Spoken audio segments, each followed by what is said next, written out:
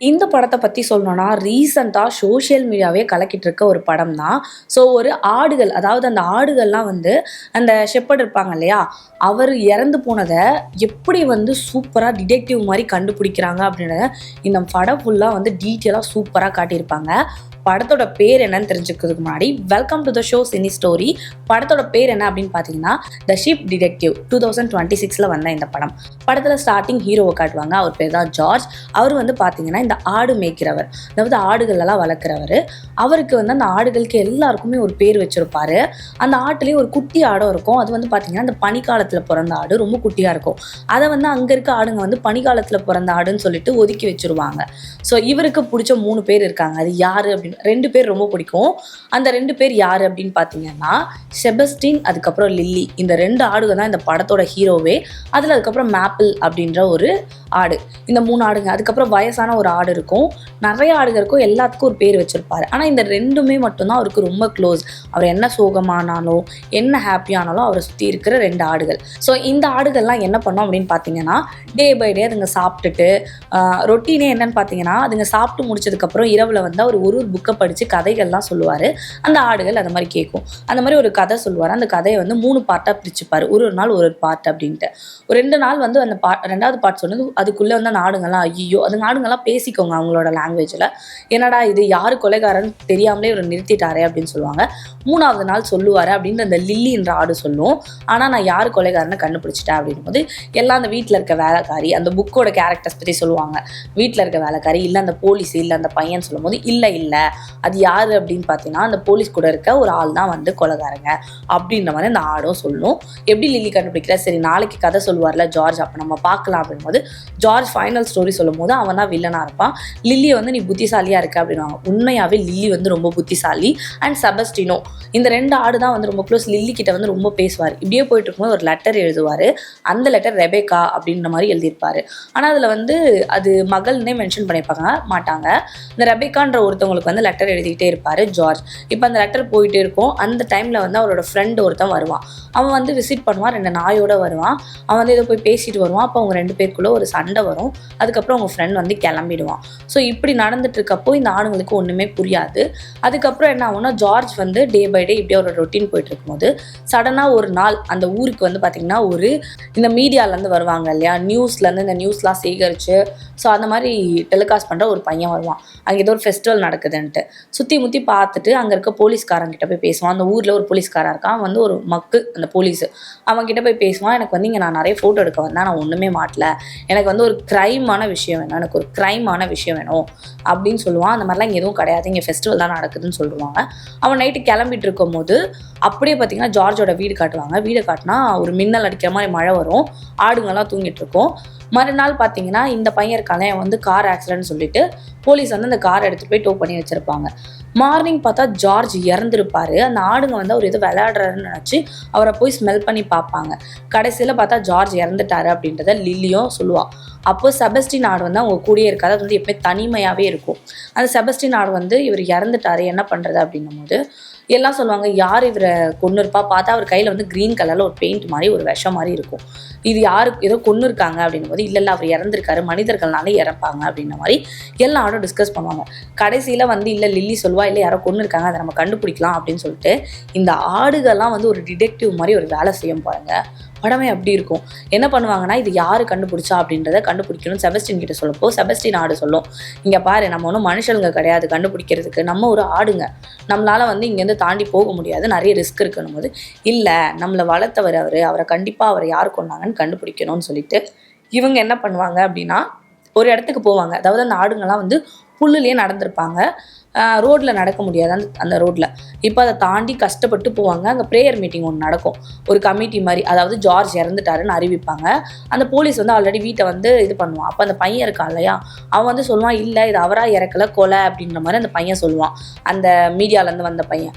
அப்போ இல்லை இங்கே இருக்க இதெல்லாம் பாருங்கள், யாரோ வந்து குடிச்சிருக்காங்க, யாரோ வந்து அவர்கிட்ட பேசியிருக்காங்க, அதுக்கப்புறம் ஒரு ஹார்ட் அட்டாக்ல இறக்கலை அப்படின்ற மாதிரி சொல்லுவான். இது க்ரைம், யாரோ இங்கே இருக்க ஒருத்தவங்க தான் பண்ணியிருக்காங்கன்னு போலீஸ் போய் அதை அந்த கமிட்டியில் சொல்லுவான். இதை இந்த ஆடுகள் கவனிக்கும். அப்போ அவர் எப்படி இறந்துருக்காருன்னா, அவர் பாய்சன் வந்து சாப்பிட்ருக்காரு. அந்த பாய்சனால தான் வந்து அவருக்கு வந்து ஹார்ட் அட்டாக் வந்திருக்கு. அந்த பாய்சன் எங்கே இருக்குது அப்படின்னு கேட்கும்போது, இங்கே ஒரு மரத்தில் தான் இருக்குது அப்படின்ற மாதிரி அந்த போலீஸ் சொல்லுவான். இதை அந்த ஆடுங்க உட்காந்துட்டு கவனிச்சுட்டு போயிட்டு, இல்லை யாரோ கொன்று இருக்காங்க, அப்போ யாரு கொன்னா கண்டுபிடிக்கணும் அப்படிங்க. டக்குன்னு ஒரு லாயர் என்ட்ரி ஆவாங்க. ஒரு பொண்ணு கார்லேருந்து வருவா. அவ்வளோ அழகாக இருப்பான். அந்த பொண்ணை பார்த்தா அது யார் அப்படின்னு பார்த்தீங்கன்னா ரெபேக்கா அப்படின்னு சொல்லுவா. நம்ம இவ்வளோ நாள் நினச்சிருப்போம் உங்களோட காதலின்னு, ஆனால் கிடையாது. அது யார் அப்படின்னு பார்த்தீங்கன்னா அவரோட பொண்ணு. அவருக்கு ஒரு பையனும் இருக்கான். அந்த பையன் ஆப்பிரிக்காவில் இருக்கா. இந்த பொண்ணு அமெரிக்காலேருந்து நேற்று தான் வந்திருப்பா. ஸோ அப்போ வந்து வில்னு ஒன்று இருக்கும், யார் யாருக்கெல்லாம் சொத்து எழுதி வச்சிருக்காங்க அப்படின்றத டீட்டெயிலை வந்து பற்றி விசாரிக்கணும் அப்படின்னு சொல்லுவாங்க. முதல்ல இது கிரைம், இதை நாங்கள் கண்டுபிடிக்கிறோம், அதுக்கப்புறமா இந்த வில்லை பற்றி பேசணும்னு அந்த போலீஸ் சொல்லிடுவான். இங்கே இந்த பையன் வந்து நீங்களும் வந்து இங்கே நல்ல பெரிய ஒரு போஸ்டிங்கில் வரணும்னா என் கூட சேர்ந்து வாங்க, இது என்னன்னு கண்டுபிடிக்கலான்னு சொல்லிட்டு அவர்கிட்ட இப்படி அப்படி அப்படி இப்படின்னு சொல்லிட்டு இருப்பான். இங்கே இந்த ஆடுங்கள்லாம் சேர்ந்து அவரோட வீட்டுக்குள்ளே போய் எகிரி குதிச்சு எல்லாத்தையும் தேடி என்னென்ன இருக்குன்னு டச் பண்ணாமல் பார்த்துட்டு, அங்கே ஒரு நிறைய வந்து டிடெக்டிவான கதைகள்லாம் சொல்லுவாங்க இல்லையா, அந்த புக்கெல்லாம் வந்து தூக்கிட்டு வந்துடுவாங்க. வந்து யார் கொலை பண்ணியிருப்பான்னு சொல்லிட்டு செபஸ்டின், லில்லி, மாப்பிள்ளை இந்த 3 ஆடுங்களும் என்ன பண்ணுவாங்க, ஒரு இடத்துக்கு போவாங்க. அந்த 2வது நாள் அவன் ஃப்ரெண்டு ஒருத்தர் வந்துட்டு போனாலே, அவனோட ஃபேக்ட்ரிக்கு போனால் அங்கே போய் பார்த்தா ஆடு பண்ண, அதாவது ஆட்டுக்கறியெல்லாம் வெட்டி இது பண்ணி சேல் பண்ணுற இடம். அப்போ நம்மளாம் செத்துட்டா மேகங்கள் ஆகலை, நம்மளெல்லாம் இப்படி தான் கொன்றாங்கன்னு தெரிஞ்சுப்பாங்க. தெரிஞ்சுக்கிட்டு இருக்கப்போ அப்போ ஒரு விஷயத்த வந்து இந்த ஆடு உணரும். அப்போ வந்து அன்றைக்கி வந்து அவர் பேசிட்டு போனது நம்மளை வந்து கறியாக்கிறதுக்காக தான் பேசியிருக்காரு. அதுக்கு தான் ஜார்ஜ் சண்டை போட்டு அவங்கள அனுப்பியிருக்காரு. நம்ம இவன் தான் கொலைகாரனும் நம்ம ஜட்ஜ் பண்ண முடியாது, யார் ஜார்ஜை கொன்னான்னு கண்டுபிடிக்கணும்னு சொல்லிட்டு வந்துடுவாங்க. வரும்போது அங்கே 2 நாய்ங்க இருக்கும். அந்த வேட்டை நாய்ங்க வந்து அந்த ஃபேக்ட்ரியிலே அவங்களை அட்டாக் பண்ண பார்க்கும். அட்டாக் பண்ண பார்க்கப்போ இந்த செபஸ்டின் வந்து அதுங்க கூட சண்டை போட்டு, செபஸ்டின் ஆடு வந்து ரொம்ப நல்ல ஆடு, சோகமாக இருக்கும். அதோட பாஸ்ட்லாம் வந்து நிறைய சொல்லும். என்னை வந்து இந்த ஊர்க்காரங்க வந்து நாய்ங்க கூட சண்டை போட வச்சு என்னை நிறைய அடி கொடுத்தாங்க. அந்த டைமில் செபஸ்டின் தான், ஐ மீன் ஜார்ஜ் தான் வந்து என்னை தத்தெடுத்து வளர்த்தாரு. அவர் வந்து ஆடுகளை வந்து நேசிக்கிறாரு அவர் ரொம்ப அப்படின்னு சொல்லும். அந்த விஷயத்தில் இமேஜின் பண்ணி பார்ப்பாங்க. இங்கே செபஸ்டின் வந்து அந்த நாய் கூட சண்டை போட்டு இறந்து போயிடும். இவங்கெல்லாம் பாதி கண்டுபிடிச்சிருப்பாங்க இல்லையா, அந்த போலீஸ்காரங்கிட்ட எடுத்துகிட்டு போய் புக்கை கொடுப்பாங்க. அன்றைக்கி ஒரு நாள் ஒரு காப்பு இருக்கும், இன்னொரு ஆடு மேப்பிள் வந்து அந்த காப்பை எடுத்துகிட்டு வந்து கொடுக்கும். இது ரெபேக்காவோட காப்பு, ரெபேக்கா தான் இங்கே வந்துட்டு போயிருக்கா, ரெபேக்கா தான் கொண்டு இருக்கான்னு சொல்லிட்டு ஆடுங்கெல்லாம் முடிவு பண்ணிடும். அப்போ லில்லி சொல்லும், இல்லை ரெபேக்கா வந்து அவங்களோட பொண்ணு. செபஸ்டினும் ஆல்ரெடி சொல்லியிருப்பான், இந்த மாதிரி ரெபேக்கா வந்து கொல்ல மாட்டாங்க, அவங்க பொண்ணு, அவங்க எப்படி கொல்ல முடியும் அப்படின்னு சொல்லியிருப்பான். ஆனால் இவங்களுக்கு எல்லாருக்கும் ஆடுங்களுக்கு ரெபேக்கா மாதிரி தான் இது. அந்த காப்பை வந்து அந்த போலீஸ்காரர்கிட்ட எடுத்துகிட்டு போய் காட்டிடுவாங்க. ஆடு எப்படின்னா எடுத்துகிட்டு போய் அவன் இடத்துல போட்டுரும். அந்த போலீஸ்காரை பார்த்துருவான். பார்த்துட்டு ரெபேக்கா நீங்கள் தான் கொண்டு இருக்கீங்க, அதாவது உயிலில் வந்து லாஸ்ட் டைம் வந்து உங்கள் பொண்ணுக்கு தான் எல்லாம் சொத்துன்னு எழுதியிருக்கு, அது வேறு யாரும் எழுதியிருப்பாங்க, அது ரெபேக்கா தான் எழுதியிருக்காங்க, நீங்கள் சொத்துக்காக உங்கள் அப்பாவை கொண்டு இருக்கீங்கன்னு ஜெயிலில் கொண்டு போய் போட்டுருவாங்க. அவங்க ஜெயிலில் இருப்பாங்க, சொன்னால் நம்ப மாட்டாங்க. ஆனால் இதை ரெபேக்கா கொண்டு இருக்க மாட்டாங்க. இந்த லில்லிக்கு வந்து செபஸ்டின் சொன்னது ஞாபகம் வரும், ரெபேக்கா எப்படி கொண்டு இருப்பா அப்படின்ட்டு. இந்த ஆடுங்கள்லாம் என்ன பண்ணோம், இல்லை வேறு ஏதோ இருக்குன்னு அந்த புக் எடுத்துகிட்டு வந்து அந்த போலீஸ்காரர்கிட்ட போட்டுரும். அந்த போலீஸ்காரன் வாசலில் டோர் தந்தா என்ன இது டிடெக்டிவ் புக்குன்னு சொல்லிட்டு அதை படித்து அவன் கொஞ்சம் கொஞ்சமாக கற்றுப்பான். ஏன்னா அவனே மக்கு, ஆனால் அவன் இந்த கேஸில் ரொம்ப அழகாக வந்து சுவாரஸ்யமாக எல்லா விஷயத்தையும் பண்ணுவான். அதுக்கப்புறம் என்ன நடக்கும் அப்படின்னு பார்த்தீங்கன்னா, அந்த ஆடுங்க வந்து காப்பு இங்கே இருக்கிறதுனால ரெபேக்கா கொன்னதான் ஆதாரம் கிடையாது, வேறு எதுவும் நடந்திருக்கு அப்படின்னு சொல்லிட்டு அந்த கையில் பெயிண்டோட இறந்தார் இல்லையா, அந்த பெயிண்டோட பேப்பரை போய் உள்ளே இருந்து எடுத்துகிட்டு வந்து அந்த போலீஸ்காரங்கிட்ட போட்டுருவாங்க. அந்த போலீஸ்காரன் அதை பார்த்துட்டு அங்கே இருக்க அந்த பெயிண்ட், அதாவது அந்த மருந்து பார்த்தீங்கன்னா ப்ளூ கலரில் இருக்கும்.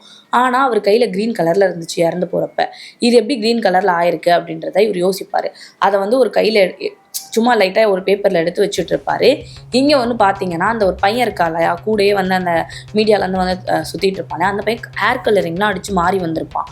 ஸோ அந்த கலரிங் மேலே இவன் மேலே டவுட் வரும், இவன் எதுக்கு இவ்வளோ இதாக இருக்கான் அப்படின்னு சொல்லும்போது அவங்க பையன் தான் கொலை பண்ணியிருக்கான். அவங்க பையனை தேடணும்னு பார்த்தா அவங்க பையன் தான் இந்த மீடியான்னு சொல்லிட்டு வந்த பையன். அதாவது பேரை மேத்யூன்னு மாற்றிட்டு இந்த ஊருக்குள்ளே வந்து நான் வந்து ஒரு வீடியோகிராஃபர், நான் வந்து மீடியாவில் இருக்கேன், எனக்கு வந்து நியூஸ் வேணும், க்ரைம் நியூஸ்ன்னு சொல்லி உள்ளே தெரிஞ்சிட்டு இருப்பான். காரணம் என்னென்னா நிறைய சொத்து இருக்கும், அவங்க அக்காவுக்கு தான் பாதி எழுதி வச்சுருப்பாரு. அந்த சொத்தெல்லாம் சேர்த்து இவனுக்கு வரணுன்றதுக்காக மொத்த சொத்தை அக்கா எழுதிக்கிட்ட மாதிரியும், அக்கா தான் அப்பாவை கொண்ட மாதிரியும் அக்காவோட காப்பை போட்டுட்டு பத்தாதுக்கு எல்லா வேலையும் பண்ணியிருப்பான். இதை கண்டுபிடிச்சதுக்கப்புறம் டிஎன்ஏ எடுத்து டெஸ்ட் பண்ணுவாங்க. அப்போ இந்த போலீஸ் என்ன பண்ணுவான், இவன் தான் கொலை பண்ணியிருக்கான் அப்படின்றத கண்டுபிடிச்சி அந்த பெயிண்ட் எடுத்து அவன் தலை மேலே வைப்பான். அதாவது அவன் போட்ட அந்த சாயம் வந்து எல்லோ கலரில் இருக்கும். அந்த எல்லோ வந்து க்ரீனோட சேர்க்கும் போது ப்ளூவோட சேர்க்கும் போது க்ரீன் கலரில் மாறிடும். அதை வச்சு இவன் கண்டுபிடிச்சா நீ தான் கொலை பண்ண அப்படின்னா அவன் வந்து தப்பிக்க பார்ப்பான். 2 ஆடுங்க போய் அவனை முட்டி அவனை பிடிச்சி கொடுக்குவாங்க. பிடிச்சதுக்கப்புறமா அவனை போலீஸ் ஸ்டேஷனில் போட்டுருவாங்க. ரெபேக்காவை வந்து வெளியே எடுத்துருவாங்க. அவன் அதில் சொல்லுவான், எனக்கு சொத்து வரணுன்றதுக்காக தான் நான் கொலை பண்ணேன் அப்படின்னு சொல்லுவான். இதுலேருந்து என்ன தெரியுதுன்னா, அந்த ஆடுங்க தான் வந்து அந்த போலீஸ்மேனுக்கு ஹெல்ப் பண்ணி எல்லா விஷயத்தையும் கண்டுபிடிக்க வச்சு கடைசியில் அவங்க பையன்தான் கொலைகாரன் அப்படின்றத நிரூபிப்பாங்க. ஸோ இந்த மாதிரியான சூப்பரான ஸ்டோரிஸ்லாம் பார்க்கணுன்னு நினச்சிங்கன்னா மறக்காமல் நம்ம சினி கார்னரை சப்ஸ்கிரைப் பண்ணிடுங்க.